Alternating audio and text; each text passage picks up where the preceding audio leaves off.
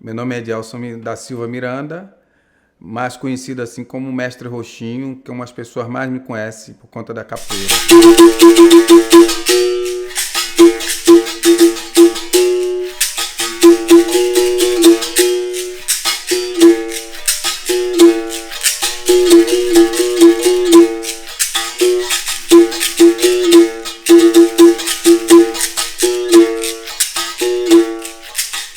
A capoeira, ela é muita coisa, né? Ela é muita coisa que talvez eu não vá aqui conseguir descrever de fato o que é a capoeira. A capoeira, ela é uma prática física corporal, ela é uma cultura, ela é um arquétipo de um povo, uma população no Brasil. Ela é uma luta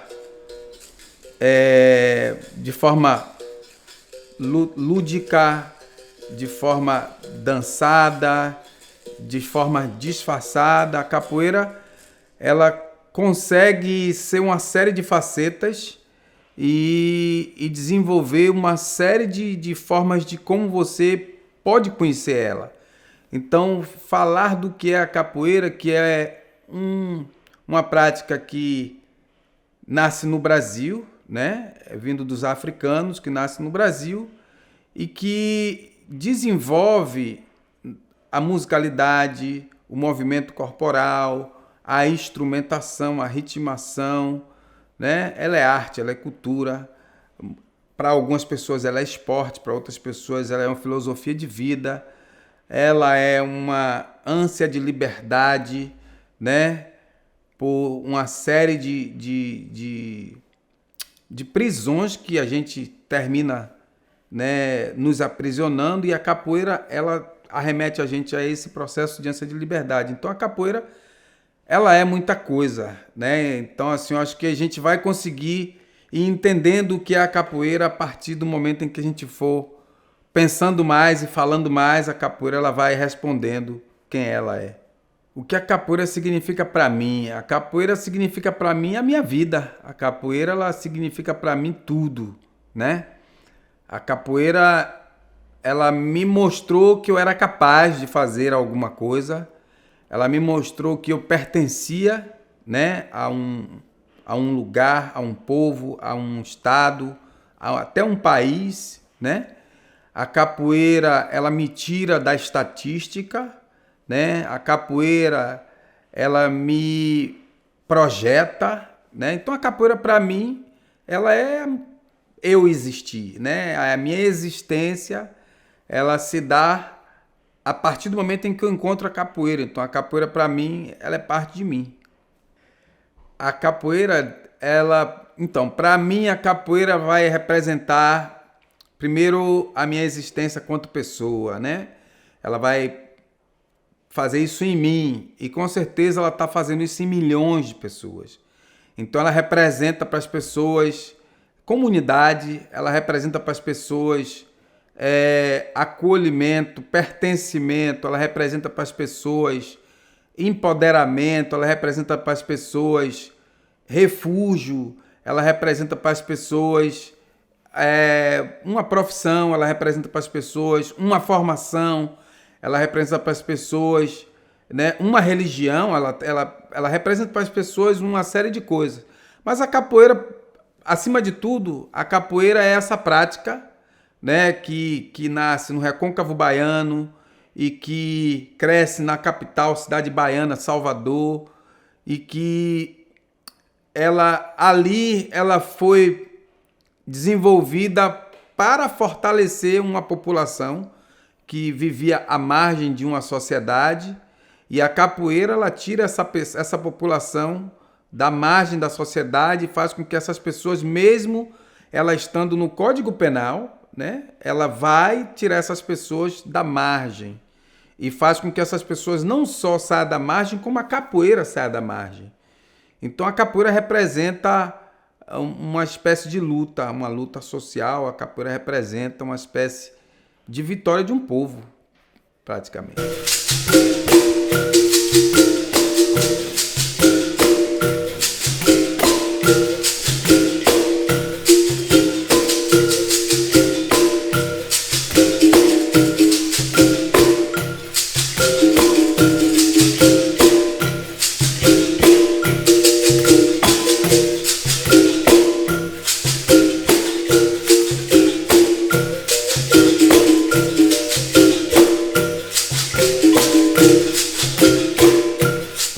capoeira é para todos?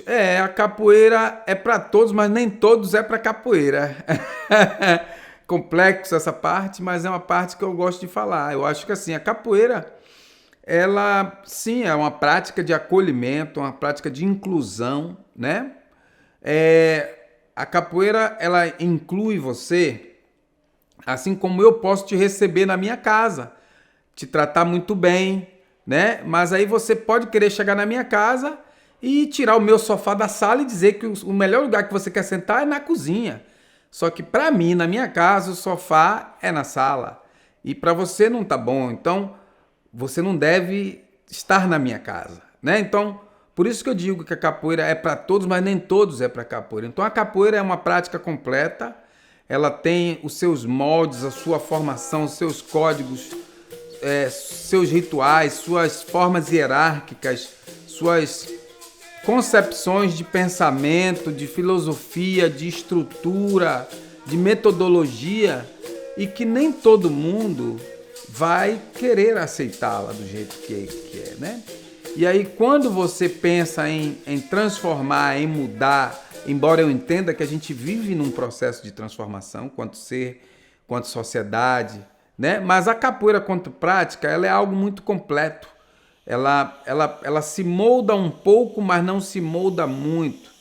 Então, essa questão de que se ela é para todos, ela é, desde que você compreenda a sua forma e, para além disso, né, entender que a capoeira é uma luta social de um povo e que antecedente a você, se você é australiano, se você é francês, se você é inglês, antecedente a você foram vidas ceifadas para essa capoeira permanecer.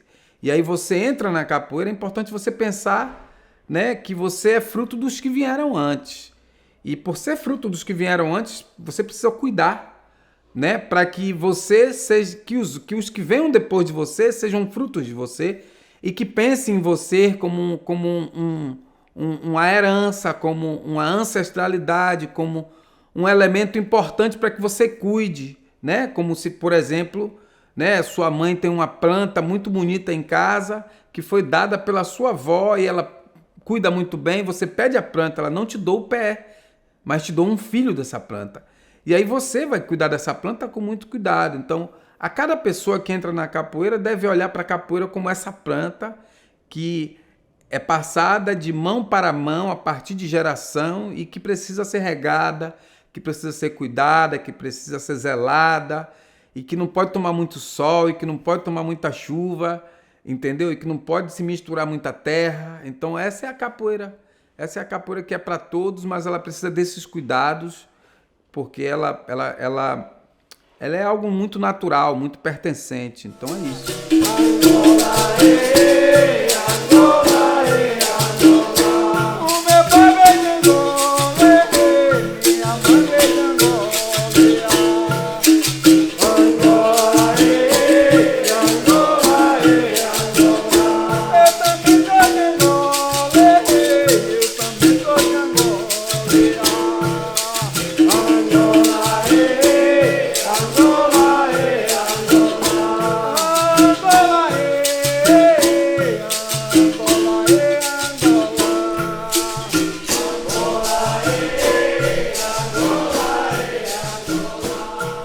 Para onde a capoeira me levou?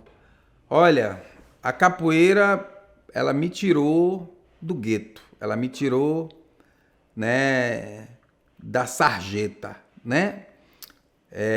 Para falar disso, eu tenho que falar de mim um pouco, né? Então, assim, eu venho de uma família muito pobre, né? Tipo, muito pobre, pobre, de maré desci, assim, de eu ter que ter ido morar na rua, né, para buscar comida. Então eu fui para a rua e aí eu ficava percorrendo os restaurantes de um local ali para poder conseguir o que comer. E às vezes eu não só conseguia para mim, como levava para meus irmãos que ficavam em casa, que era menor que eu, chorando com fome também. E a capoeira, ela me dá outro rumo, ela me apresenta outro olhar, ela me apresenta fortalecimento, né? Eu era muito agitado, porque por conta da minha própria vivência, então eu era muito agitado, eu não parava. Então a capoeira, ela me tranquiliza, né? A capoeira, ela me faz pensar. A capoeira me dá norte, me dá sul. A capoeira, ela faz eu perceber, né? Tudo que está ao meu redor. A capoeira me faz se tornar a cada momento uma pessoa melhor, né? A capoeira, ela é minha faculdade. Se a faculdade para esse mundo, né, ocidental é algo muito importante, então a capoeira é a minha faculdade, ela foi a minha formação, ela foi quem me colocou nesse nível que eu vivo hoje. E ela para mim é tudo, é como essa planta que eu falei anteriormente, que eu gosto de botar água com cuidado, né, regar muito bem essa terra. E esse processo que ela me dá de me perceber o tempo inteiro, de me deixar sempre conectado com as minhas raízes, sempre conectado com o meu povo, com a minha língua, com a minha religião, com todo o meu contexto de pertencimento, não importa onde eu esteja. Então a capoeira já me levou em 38 países, né? Então assim, ela me tirou do nada, da inexistência para a existência. E, né, hoje, no mundo, as pessoas me conhecem, né? Quando fala Mestre Roxinho, sabe quem é Mestre Roxinho, né? Então, assim, poxa, a capoeira para mim é algo muito forte, muito presente. O que é ser um mestre? Olha, a minha resposta, ela não é uma resposta, é uma reflexão, né? Eu acho que ser um mestre é aquela pessoa que observa, ser um mestre é aquela pessoa que escuta, ser um mestre é aquela pessoa que acolhe, ser um mestre é aquela pessoa que cuida, ser um mestre é aquela pessoa que aprende sempre, né? Porque eu acho que por ser um mestre você tem essa possibilidade de acessar a informação e de dialogar com a informação, né? Ser um mestre é você estar sempre construindo pontes para que outras pessoas possam atravessar junto com você, né? Ser um mestre para mim é isso, é como eu me percebo quanto mestre, né? É como eu dialogo comigo quanto mestre. Ser um mestre é aquela pessoa que está sempre em conexão com o que o aluno, a aluna apresenta, quanto ensinamento que para ela ou para ele é dificuldade. Mas a cada dificuldade de um aluno, de uma aluna, para mim é um conhecimento. Por que é um conhecimento? Porque eu preciso entender como tirar essa pessoa dessa dificuldade. E muitas vezes é uma dificuldade da qual eu nunca tirei ninguém. Mas naquele momento, por eu estar na posição de mestre e aquela pessoa na posição de aluna acreditando que eu tenho a capacidade de tirar da dificuldade, eu aprendo naquele momento a tirá-la da dificuldade. Então, eu, quanto mestre, eu estou sempre tentando aprender, dialogar com os momentos, com o que o processo de estar como mestre ou de ser mestre me coloca. E isso me permite com que eu consiga dialogar em várias línguas, não a língua propriamente dita, mas as línguas, porque eu acredito que a gente tem várias formas de se comunicar quanto língua, né? Não falo da língua inglesa ou português ou nada disso, eu falo da língua corporal, eu falo da língua da dor, da tristeza, da raiva, né? Do sentimento de rejeição, tudo isso é linguagem, né? Da incapacidade física, da capacidade extrema física, tudo isso para mim é linguagem. Então eu termino tendo acesso a tudo isso, quanto informação, quanto possibilidade, e eu vou aprendendo essas línguas que vai me possibilitando falar com cada momento que é necessário.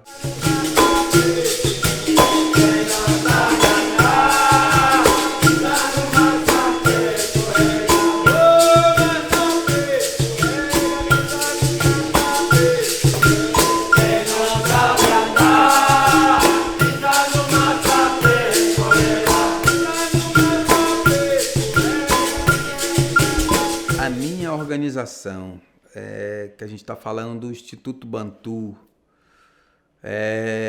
Para falar do Instituto Bantu, eu tenho que falar do Projeto Bantu. O Projeto Bantu, que surge em 1993, em Salvador, onde eu comecei dando sopa, né, para crianças de rua em Salvador. À noite, nas terças-feiras, eu fazia um sopão e entregava para principalmente crianças em situação de rua em Salvador. E ali os meus alunos tocavam berimbau. Depois eu fui para um parque da cidade onde eu passava todos os dias de manhã e via crianças dormindo ali, por crianças também em situações de rua. E aí eu passava sempre no horário que eles estavam acordando, e aí eu fazia o meu treino e eles observavam, se aproximavam, eu comecei ensinando. Eu percebi que, na verdade, eu tinha uma ferramenta na mão, né? Naquela época eu tinha uma serralheria, eu sou serralheiro de profissão, mas eu tinha uma outra ferramenta. A capoeira era uma outra ferramenta e que eu podia acessar esses jovens e dar a eles possibilidades, né? Que eu já tinha possibilidades, a capoeira já tinha me dado possibilidades. Então eu pensei, essa ferramenta tem que ser utilizada, né? Então eu começo com o Projeto Bantu, e aí esse projeto vai crescendo e hoje chega no que é o Instituto Bantu, que é um divisor de água, é uma ideia, né, que eu chamo de um império africano na Bahia. Mas na verdade o Instituto Bantu não é só na Bahia, ele está na Austrália, ele está nas Filipinas. Mas falando do Instituto Bantu no geral, ele é uma possibilidade, né? A gente vive na impossibilidade, né? A gente vive na impossibilidade. A gente parou de entender que nós somos capazes e passamos a ser dependente do Estado, passamos a ser dependente das outras pessoas. O Instituto Bantu, ele é uma possibilidade de empoderamento, né, para crianças e adolescentes em vulnerabilidades, assim como famílias, principalmente famílias pretas, né, que são, na minha terra, a maioria. Nós somos os 53% e somos à margem, e vivemos à margem da sociedade, né? Se você perguntar quem mais passa fome em Salvador, vai saber que é a população preta. Quem mais morre da polícia em Salvador é a população preta, né? Quem mais está encarcerado é a população preta. Então, o Instituto Bantu, ele surge como uma possibilidade que o Estado não dá. E aí, dentro do Instituto, essas possibilidades vêm através da prática da capoeira Angola, vêm através da prática da inclusão digital, através da yoga, através da dança, através dos grupos de conversa, da iniciação à leitura e da referência, né? Eu acho que todo mundo tem um ídolo, né?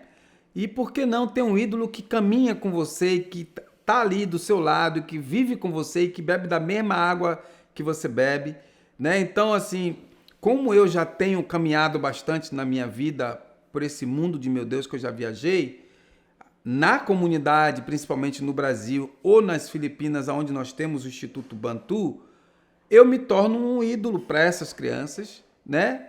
E eu sou um ídolo que eles podem tocar. Eu sou um ídolo que eles podem ver o erro e entender que foi um erro de um ser humano.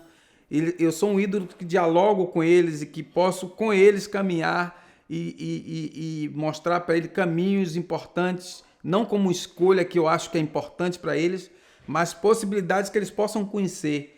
Porque eu acho que as pessoas, elas têm que ser livres de escolha, mesmo que para nós entendermos que a escolha é ruim, mas na verdade não existe ruim nem não existe bom. Existem possibilidades e momentos que cada um vive. Se você está em um momento em que você está andando com pessoas que te levam a fazer coisas que o Estado te condena por isso, você necessariamente vai passar por isso para que você saia disso e passe por outras coisas, né? E isso não significa que eu vou te condenar por isso. Então eu acho que você é fruto do seu momento, do seu tempo, e o seu tempo é fruto de você, do que você pratica, do que você exerce, do que você faz.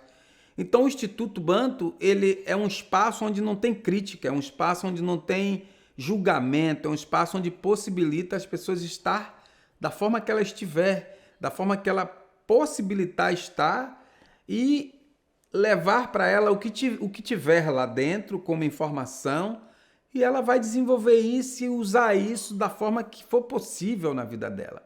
Né? Eu digo isso porque a capoeira, ela me possibilita uma série de coisas. Né? Então, não existe uma coisa só, como a roda de capoeira, por exemplo, ou como eu tenho que jogar capoeira todo dia. Não, eu jogo capoeira assim todo dia, não propriamente dito. Mas eu jogo capoeira quando eu converso, quando eu conheço uma pessoa, quando eu ando na rua, quando eu tomo uma água, eu jogo capoeira o tempo inteiro. Então ela me possibilita uma série de coisas. Então o Instituto é isso, ele é um divisor de água, uma ideia de uma pessoa que sai da margem, né, de uma família de extrema pobreza, assim. Todas as vezes que eu falar do Instituto e de mim, eu preciso falar de onde eu venho, né?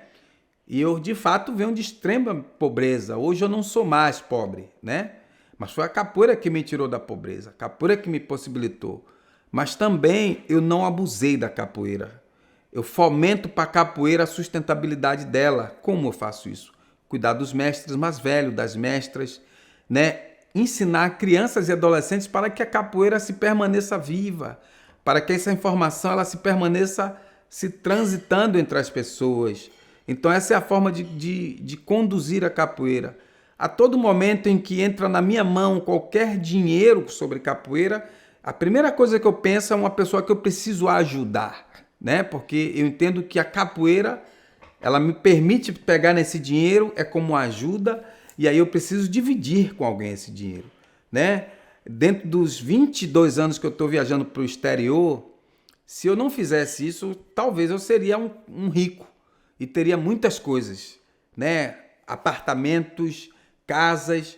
Pelo contrário, o tempo inteiro, todo momento, aonde eu fui, em todas as moedas que já passou pela minha mão, eu sempre volto para o Brasil e eu sempre divido isso com alguém, né? Por exemplo, nas Filipinas, que é um país de extrema pobreza, eu nunca ganhei um centavo das Filipinas.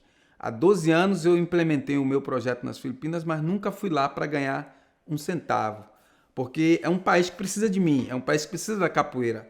Assim como eu preciso das Filipinas, porque eu aprendi também muita coisa nas Filipinas. Então, o Instituto Banta é essa ideia, esse divisor de água, essa coisa que eu venho desenhando na minha cabeça há muito tempo e ainda continuo desenhando.